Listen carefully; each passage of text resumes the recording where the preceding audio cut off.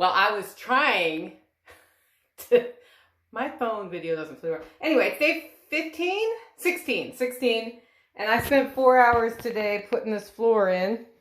And you can see I still need to cut all the edge pieces. The way I lay tile, I set it out first to make it square for my eye versus square to the room is not square. And then I lay all the middle stuff, and then I come back and do the edges. But before I do that, I'll take that screwdriver right there, and anywhere where some of the mastic like squished up in the gaps, I'll carve that out. I was letting it dry a little bit because it comes out better. So there's like particularly a spot over here where I guess I put too much. See this?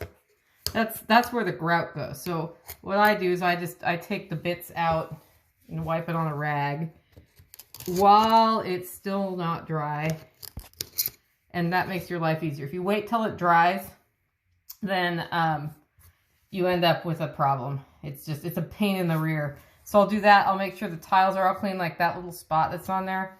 That'll come off. I do that for the whole floor tonight, just in between things. I'm going to take a break. But in keeping with my usual timeline for a floor, this took me 4 hours to lay. It'll probably take me 4 hours to cut the edges, so I'm not going to get into that tonight because I want to keep my fingers and I'm tired. I may cut the round pieces to go around the round things, but other than that, hopefully I'll have time tomorrow. We'll see. Tomorrow's a very full day. We have a live stream with Joel Riles and John Willis at 12:30, and that's usually 2 hours or so.